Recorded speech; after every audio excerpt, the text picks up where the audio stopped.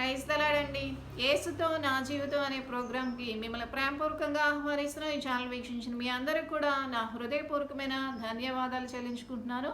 మరి చిన్న ప్రార్థన చేసుకుని బైబిల్ నుంచి అనేకమైన సత్యాలు తెలుసుకుందామా? ప్రార్థన. యేసయ్య గొప్ప దేవుడానికే వందనాలు. శ్రేష్టమైన జ్ఞానంతో మీరు మాతో మాట్లాడమని యేసు పరిశుద్ధ నామమున ఈ ప్రార్థన సమర్పించుకుంటున్నాం తండ్రి. ఆమేన్. ప్రైజ్ తలాడండి. Praise the Lord. అందరూ ఎలా ఉన్నారు? ఈ ఛానల్ వీక్షించిన మీ అందరికి కూడా నా హృదయపూర్వకమైన ధన్యవాదాలు చెల్లించుకుంటున్నాను. మరి బైబిల్ వాక్యానుసారంగా మనం అనేకమైన సత్యాలు తెలుసుకుంటున్నాం కదా. దేవుని వాక్యానుసారంగా మనం దేవునికి ఎలా దగ్గరగా జీవించాలనే సత్యాలు తెలుసుకుంటున్నాం. దానిలో భాగంగా ఈ రోజున ఒక చక్కని శ్రేష్టమైన అంశం తెలుసుకుందాం. దేవునికి స్తోత్రం. హల్లెలూయా. కార్య ఆరంభము కంటే కార్యాంతం మేలు అంటారు. దేవునికి స్తోత్రం. హల్లెలూయా. అంటే ఒక పనిని ప్రారంభించడం కంటే ఆ పని చేసి ముగించుట ఎంతో ఆశీర్వాదకరం. చాలామంది ఏం చేస్తూ ఉంటారంటే ఎన్నో పనులను ప్రారంభిస్తూ ఉంటారండి. అది వివాహ విషయమై, వివాహ సంబంధాలు వెతికే విషయమై, లేకపోతే ఉద్యోగ ప్రయత్నాల విషయమై, లేకపోతే వ్యాపారంలో ఒక చక్కని ఆశీర్వాదకరమైన లాభం విషయమై, లేకపోతే చక్కగానే జీవితాలు పరిశుద్ధంగా జీవించాలి, పవిత్రంగా జీవించాలి, చెడు అలవాట్లకు దూరంగా ఉండాలని చెప్పి అనేకమైన అంశాలను వారి జీవితాల్లో తీసుకొని వారు ఏం చేస్తూ ఉంటారంటే చక్కని నిర్ణయాలు తీసుకొని చక్కగా జీవించాలని మరి ఒక చక్కని ప్రయత్నాలు మొదలు పెడుతూ ఉంటారు. మరి ఇలా ఉండడం దేవుని యొక్క చిత్తము. దేవునికి స్తోత్రం. హల్లెలూయా. అంటే ఏదైనా ఒక పనిని ప్రారంభిస్తే ఆ పనిని చేసి ముగించే వరకు మనం ఆ పనిలో నుంచి విశ్రమించకూడదు. లేకపోతే ఆ పని నేను చెయ్యలేను, లేకపోతే నా వల్ల కాదని చెప్పి దాన్ని ప్రక్కన పెట్టడం దేవుని చిత్తము కాదు. అది ఏ పనిలోనైనా సరే, మనం ఉద్యోగ ప్రయత్నాలు చేసినా, వివాహ ప్రయత్నాలు చేసినా, లేకపోతే చక్కగా జీవించాలని, పరిశుద్ధంగా జీవించాలని ప్రయత్నం చేసినా సరే, ఆ పనిలో మనం ఏం చేయాలంటే శ్రద్ధ వహించి మనం ముందుకు వెళ్ళాలి. ఆ కార్యాన్ని పనిలో సామెతల గ్రంథంలో ఈ రీతిగా సెలవిస్తుంది కదా, పనిలో నిపుణత కలిగిన వాడిని చూసావా, వాడు అల్పుల ఎదుట కాదు రాజుల ఎదుటే నిలుస్తాడు. దేవునికి స్తోత్రం. హల్లెలూయా.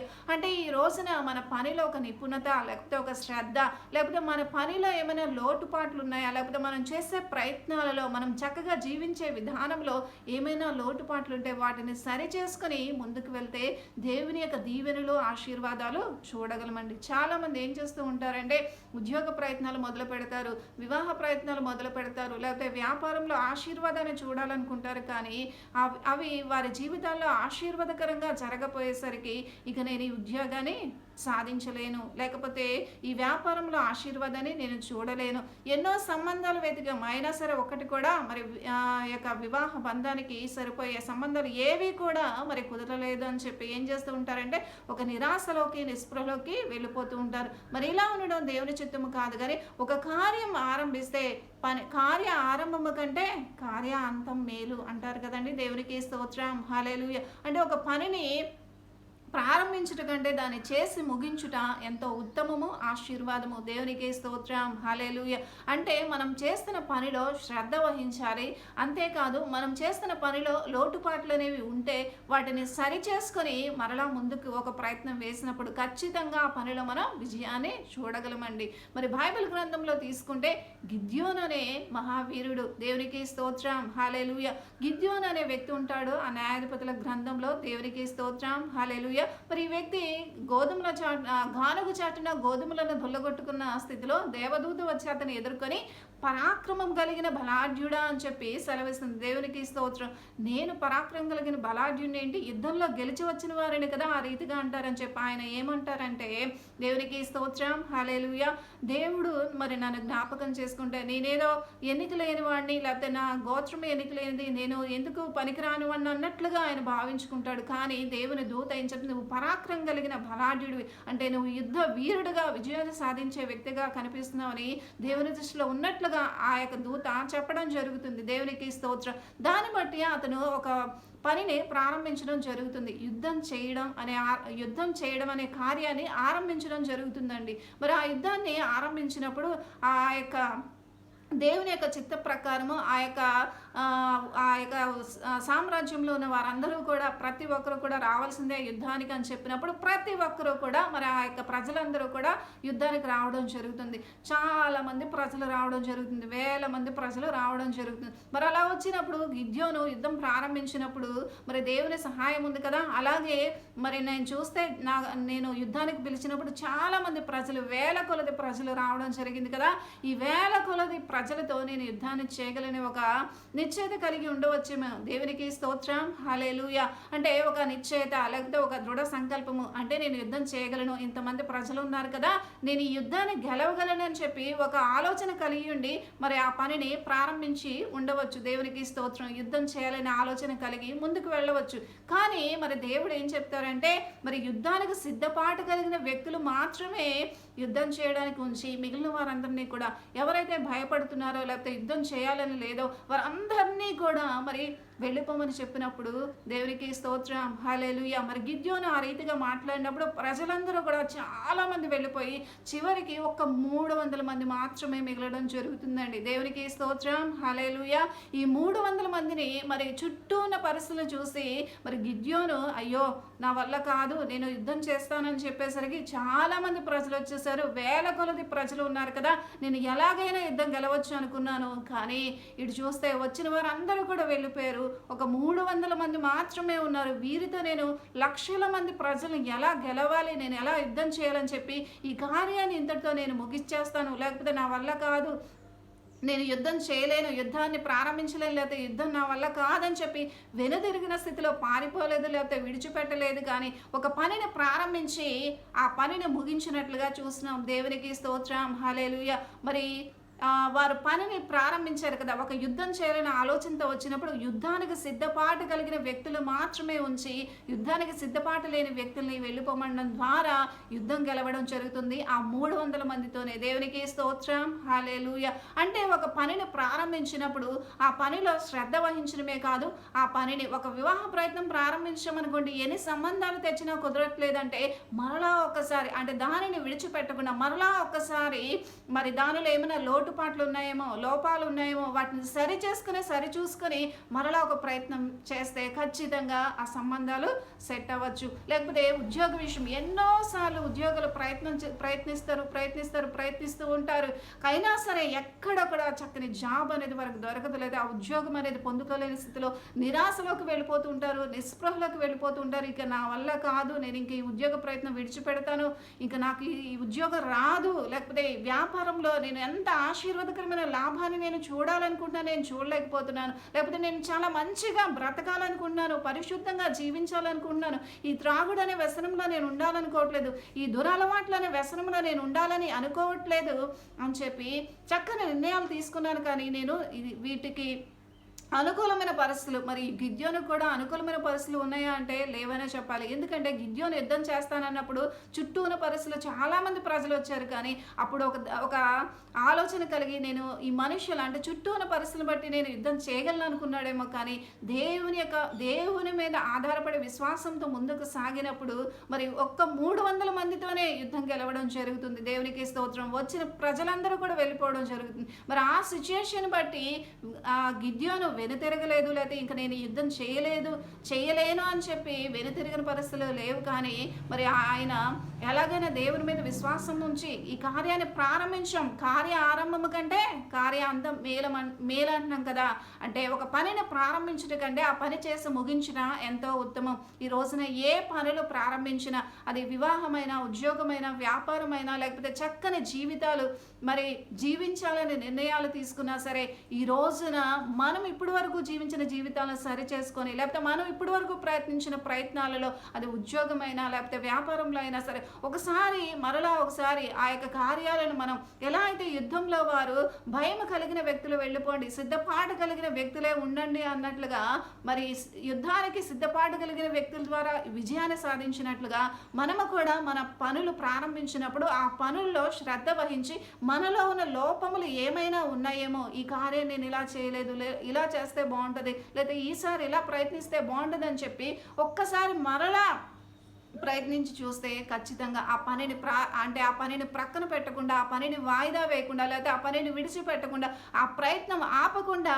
మరలా ఒక్కసారి దానిలో ఉన్న లోపాలను సరి చూసుకున్నప్పుడు ఖచ్చితంగా మరలా ఆ ప్రయత్నించినప్పుడు ఖచ్చితంగా మనం విజయాన్ని చూడగలమనండి. తక్కువ మంది ప్రజలతో 300 మందితో యుద్ధాన్ని గెలవడం సాధ్యమా అండి? కానీ ఇక్కడ గిద్యోనికి దేవుని మీద ఆధారపడి విశ్వాసంతో గెలవడం జరిగింది. అలాగే మనం ఏదైనా ఒక పని ప్రారంభించినప్పుడు దేవుని మీద విశ్వాసాన్ని కలిగి ఆ పనిని ప్రక్కన పెట్టేవారంగా విడిచిపెట్టేవారంగా ఉండకుండా దేవుని మీద నమ్మకంతో విశ్వాసంతో మరలా నేను ప్రయత్నిస్తాను, దానిలో ఉన్న లోపాలు నేను సరిచేసుకుంటాను అని చెప్పి ఎవరైతే ముందడుగు వేస్తారో, ఎవరైతే ఆ పనిని విడిచిపెట్టకుండా మరలా కొనసాగిస్తారో వారు తప్పక ఘన విజయాన్ని చూడగలరండి. గిద్యోను 300 మందితో యుద్ధాన్ని గెలిచినట్లుగా ఈ రోజున నీ జీవితంలో ఉద్యోగం రాలేదని బాధపడుతున్నావా?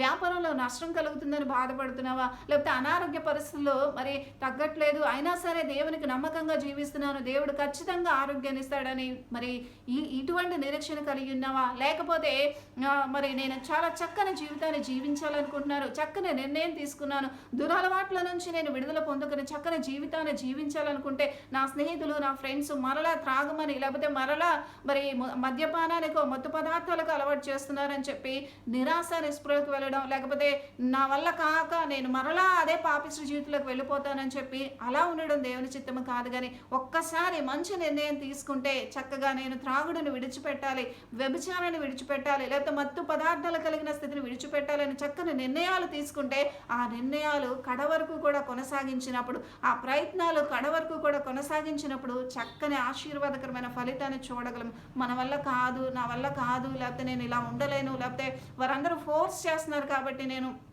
ఆ త్రాగుడు అనే దాంట్లో ఆ మత్తు పదార్థాలకు నేను ఖచ్చితంగా అలవాటైపోయాను, నేను వాటిని విడవకుండా ఉండలేనని చెప్పే పరిస్థితుల్లో ఉండడం దేవుని చిత్తము కాదు. కానీ ఖచ్చితంగా నన్ను బలపరచువా అని యందు నేను సమస్తము చేయగలను వాగ్దాన ప్రకారము నేను ఖచ్చితంగా ఈ పని చేయగలను, లేకపోతే ఇలా ఉండగలను, నేను మంచిగా ఉండగలను, పరిశుద్ధంగా ఉండగలను, నేను త్రాగకుండా ఉండగలను, దురలవాట్లకు బానిస కాకుండా నేను ఉండగలను, లేకపోతే నేను చక్కని ఉద్యోగాన్ని సాధించగలను, చక్కని వివాహ బంధం ఖచ్చితంగా కుదురుతుంది, లేకపోతే వ్యాపారంలో చక్కని ఆశీర్వాదకరమైన లాభం నేను చూడగలనని చెప్పి ఎవరైతే వారిలో ఉన్న లోపాలను, ఆ పనిలో ఉన్న లోపాలను సరి చేసుకుని మరలా ఒక ప్రయత్నం ఆరంభిస్తారో, వారు దానిని కొనసాగిస్తారో ఖచ్చితంగా దానిలో ఏం చూస్తారండి? విజయాన్ని చూడగలరు. గిద్యోను ఆ రీతిగానే చూశారు. చుట్టూ ఉన్న పరిస్థితులు వేల మంది ప్రజలు వచ్చినప్పుడు యుద్ధం గెలవచ్చా, లేకపోతే తక్కువ మంది ప్రజలు వచ్చినప్పుడు యుద్ధం గెలవచ్చా అండి? వేల మంది ప్రజలు ఉన్నప్పుడు యుద్ధం గెలవచ్చు. కానీ వారందరూ వెళ్ళిపోయిన పరిస్థితిని బట్టి, యుద్ధానికి సిద్ధపాటు కలిగిన స్థితిని బట్టి, వారిలో ఉన్న ప్రతి లోపాన్ని సరిచేసుకున్నప్పుడు దేవుని మీద విశ్వాసం మీద దేవుని మీద అలాగే విశ్వాసంతో దేవుని మీద ఆధారపడినప్పుడు ఆయన కార్యం జరిగించాడు. దేవునికి స్తోత్రం, హల్లెలూయా. ఈ రోజున ఏ ప్రయత్నాలు మొదలుపెట్టినా, వివాహ ప్రయత్నాలు మొదలుపెట్టారా? ఖచ్చితంగా ఇప్పటి వరకు ఏ సంబంధము కుదరలేదా? లేకపోతే ఇప్పటి వరకు కూడా ఏ కార్యము జరగలేదా? ఉద్యోగ ప్రయత్నాలు మొదలు పెట్టారా? ఏది కూడా మీకు రాని స్థితిలో ఉంది. అయినా సరే దానిలో ఉన్న ఇప్పటి వరకు ఎలా ప్రయత్నించారో వాటన్నిటిలో ఉన్న లోపాలను ఒకసారి సరి చూసుకుని మరలా ఒకసారి ఆపకుండా కార్య ఆరంభము కంటే కార్యాంతం మేలు. పని ప్రారంభించట పెద్ద గొప్ప విషయం కాదు, కానీ ఆ పనిని చేసి ముగించినప్పుడు ఒక ఇల్లు కట్టే వ్యక్తి ఉన్నాడండి.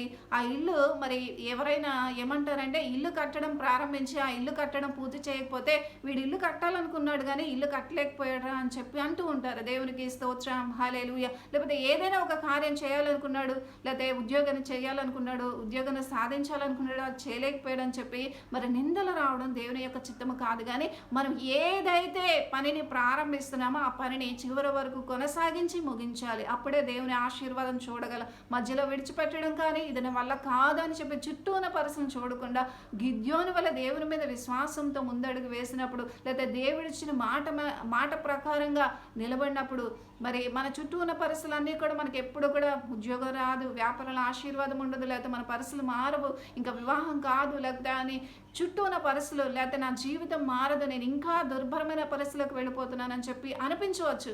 కానీ దేవుని కృప మీద ఆధారపడి ఆ పనిలో శ్రద్ధ వహిస్తే, దానిని పని ప్రారంభించో ఖచ్చితంగా దాన్ని కొనసాగిస్తే, ఈసారి నేను ఖచ్చితంగా నేను పొందుకోగలుగుతాను ఉద్యోగాన్ని, లేకపోతే వ్యాపారంలో ఆశీర్వాదం నేను చూడగలను, లేకపోతే నేను జీవించే జీవితం ఇంకా పరిశుద్ధంగా జీవించగలను అని చెప్పి ఎవరైతే ఒక ముందడుగు వేస్తారో లేదా ఆ పనిని కొనసాగిస్తూ ఉంటారో వారు తప్పక ఘన విజయాన్ని చూడగలరండి. కాబట్టి గిద్యోను వలె మనము కూడా మరి మనం ప్రారంభించిన ఏ పనిని కూడా మరి విడిచిపెట్టడం కానీ, ప్రక్కన పెట్టడం కానీ, వదిలేయడం కానీ, లేకపోతే మా వల్ల కాదు మేమేం చేయలేం, చుట్టూ పరిస్థితులను బట్టి కూడా మా వల్ల కాదని అనుకోవడం దేవుని చిత్తము కాదు. కార్యారంభము కంటే కార్యాంతం మేలు, పని ప్రారంభించడం కంటే దాన్ని చేసి ముగించుట మేలు. కాబట్టి మనం ఏ పనిని ప్రారంభించినా దాన్ని ముగించే వరకు, మరి ముగించి ఆశీర్వాదాన్ని పొందుకునే వరకు విడిచిపెట్టకూడదని దేవుడు మరి ఈ రీతిగా మనతో మాట్లాడుతున్నట్టుగా దేవుని సత్యాలు గిద్యోను ద్వారా మనకు తెలుస్తుంది. దేవునికి స్తోత్రం, హల్లెలూయా. కాబట్టి ఏ పనిని మీరు ప్రారంభించినా విశ్వాసంతో, నమ్మకంతో దానిలో మరలా ఉన్న లోపాలను సరిచేసుకొని మరలా ఒక ప్రయత్నం మరి చేసినప్పుడు, లేదా ఆ పనిని ముందు కొనసాగించినప్పుడు ఖచ్చితంగా మీరు దేవుని యొక్క ఆశీర్వాదాలు చూడగలరు. కాబట్టి ఈ సత్యాన్ని మన జీవితాల్లో అవలంబించుకుందామా? ప్రార్థన. యేసయ్య గొప్ప దేవుడా, నీకు వందనాలు. శ్రేష్టమైన జ్ఞానంతో మీరు మాతో మాట్లాడారు ప్రభువా. అయా శ్రద్ధ వహించి అలాగే మా యొక్క పనుల్లో లోపాలను సరి చేసుకుని మేము ఏదైనా పని ప్రారంభిస్తే దాని ముందు కొనసాగించే వారముగా, ముగించే వారముగా, ఆశీర్వాదాన్ని పొందుకునే వారముగా ఉండునట్లుగా సహాయం చేయమని యేసు పరిశుద్ధ నామమున ఈ ప్రార్థన సమర్పించుకుంటున్నాం తండ్రి. ఆమేన్. Praise the lord.